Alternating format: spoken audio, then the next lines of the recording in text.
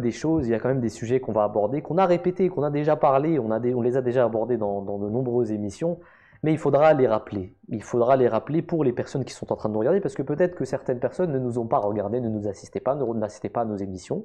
Aujourd'hui, peut-être qu'il y en a d'autres, et peut-être que les gens verront cette émission même après le direct. C'est la question du blasphème. Quel est le rôle du blasphème en islam? Est-ce qu'il y a une réalité derrière cette loi? Parce qu'on sait que c'est aussi une loi dans certains pays. On n'a pas le droit de blasphémer justement l'islam ou l'enseignement de l'islam ou le saint prophète Mohammed sallallahu alayhi wa sallam. Et ça paraît vraiment comme une chose étant contradictoire avec la liberté d'expression. Monsieur Omar Ahmed Saheb, est-ce que le blasphème est une réalité en islam? Est-ce que ça existe vraiment?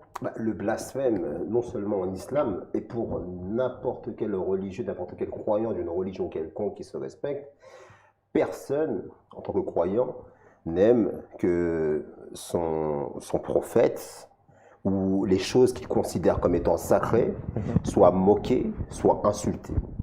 Donc le blasphème, un croyant s'alignera toujours par rapport à un blasphème. Mais en islam, le blasphème entre dans la catégorie des prérogatives de Dieu, Allah. Et c'est Allah lui seul qui est responsable de s'occuper de celui qui a blasphémé. Parce que c'est une atteinte portée contre lui et contre ses bien-aimés. Le croyant, lui, en tous les cas c'est ce que dit le Saint-Coran, n'a aucun droit de prendre la position de Dieu et de se mettre à châtier en son nom. Il n'y a aucun verset qui parle de ça. Il n'y en a aucun. Et je peux mettre au défi n'importe quelle personne de me trouver un seul verset coranique qui parle d'un châtiment mondain, d'un châtiment de ce monde, terrestre, pour la punition d'un blasphème. Mais pourquoi ces lois alors? Pourquoi est-ce que dans les pays musulmans... Maintenant, dans les pays musulmans, pourquoi il y a cette question du blasphème qui est érigée en termes de loi?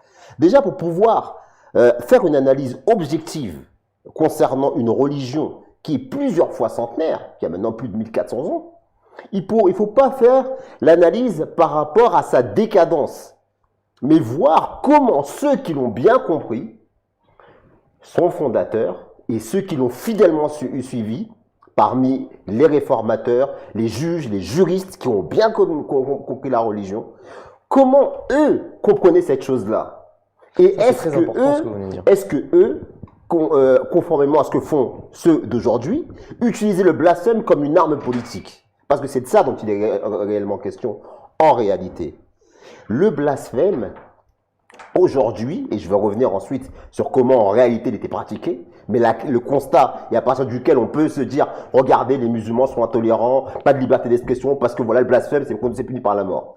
Le blasphème est un outil politique. Il est utilisé en Indonésie, au Pakistan, dans les pays musulmans, pour détourner ou pour évincer des concurrents politiques. Et d'ailleurs, les Ahmadis au Pakistan en sont victimes. victimes. Les Ahmadis, justement, ont été la loi du blasphème a été un moyen pour les ostraciser, pour leur enlever pour les enlever de tous les postes stratégiques de l'État, de la vie, de la société, de la nation.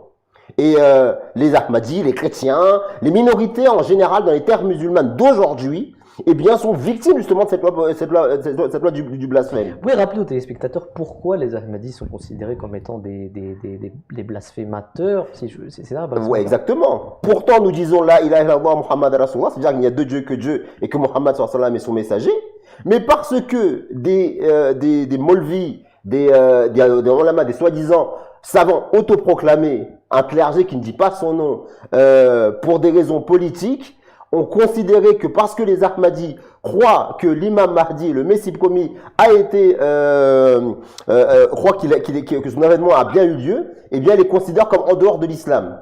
Donc, pour des raisons qui n'ont aucun fondement dans le Saint-Coran. Donc, c'est important de dire que ce cas-là de l'Ahmadiyya nous montre bien qu'il n'y a pas de fondement théologique à ces lois sur le blasphème. Et cela nous montre aussi, l'Ahmadiyya est la preuve que ceux qui utilisent cette arme-là ont des intérêts autres que religieux.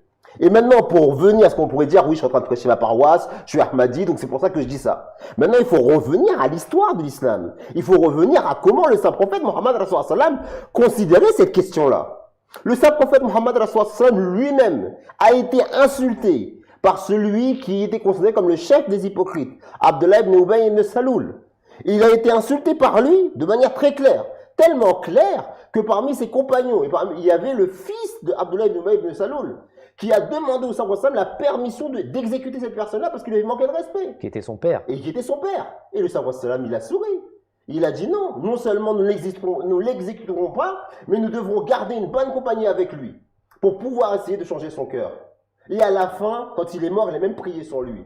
Et il lui a même donné son linceul. Mais quel grand contraste entre l'enseignement du Saint-Prophète, ce comportement. Parce que nous sommes dans une phase décadente. On est arrivé à l'époque, le Saint-Prophète l'avait dit, que de l'islam il ne resterait que le nom, le Coran que le texte, et les pires des créatures, ce seraient justement les savants religieux. Ceux qui disent détenir la science, mais alors qu'en fait, ils n'auraient que comme objectif la politique, et non plus l'amour de Dieu et l'amour du prophète Muhammad sallallahu alayhi wa sallam, et qui utiliseraient les masses uniquement pour faire pression sur la société.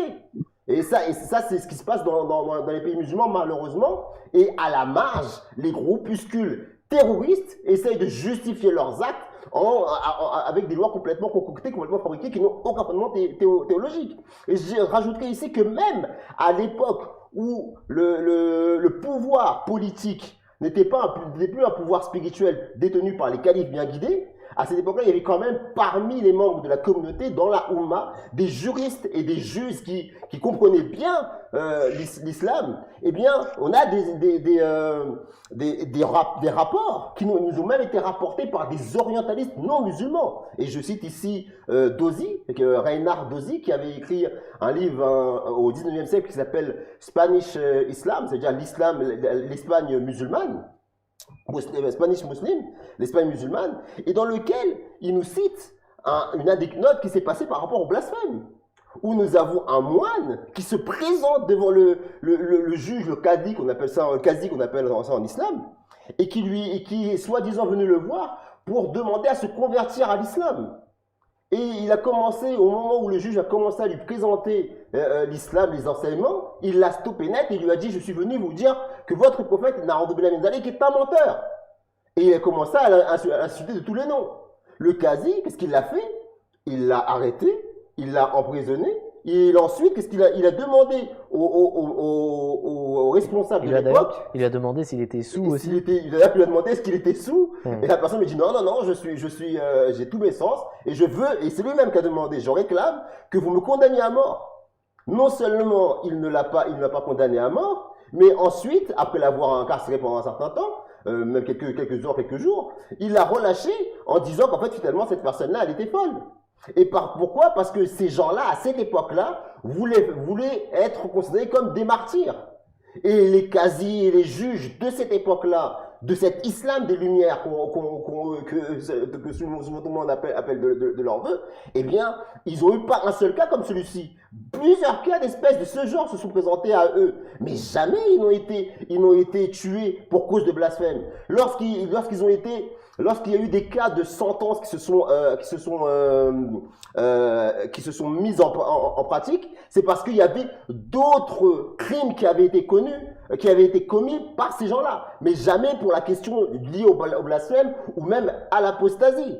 Même s'il est vrai qu'aujourd'hui, et même par le passé, il y a des savants, soi-disant des théologiens, qui utilisent le blasphème pour justement exécuter certaines personnes qui veulent évincer de leur route pour pouvoir obtenir certaines faveurs ou certains pouvoirs politiques, et que c'est une réalité.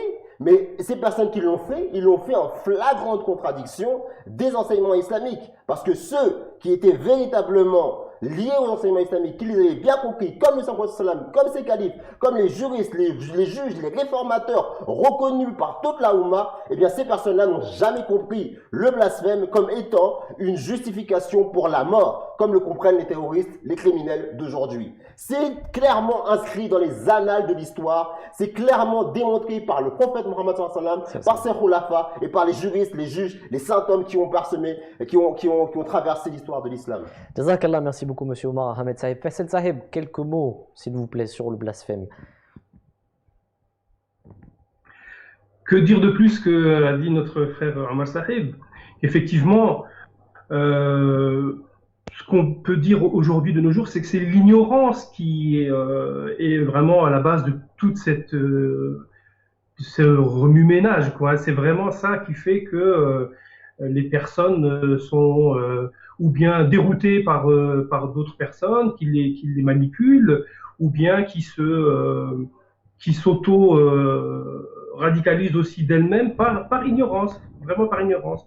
Parce qu'aujourd'hui, on veut apprendre la religion en un clic, on veut apprendre les fondements de l'islam sur quelques sites internet, mais on oublie déjà la principale vocation de la religion, c'est la relation avec Allah d'abord, et donc cette piété qu'il faut avoir, cette humilité, toutes ces qualités morales que doit donner une éducation justement, elles ont zappé toutes ces qualités morales pour se focaliser sur l'interprétation d'un tel qui est erronée. Et donc, le vrai défi aujourd'hui pour l'école, pour les musulmans, pour toute la communauté aujourd'hui en France, c'est l'éducation, le savoir et l'élévation par le savoir. Effectivement, et Faisal Sahib, vous